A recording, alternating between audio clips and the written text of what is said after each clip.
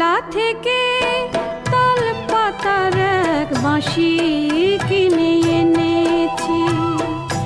বাঁশি কই আগের মতো বাজে না, মন আমার তেমন কেন সাজে না।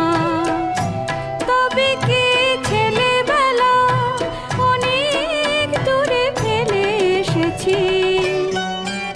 আমি মেলা থেকে তাল পাতার এক বাঁশি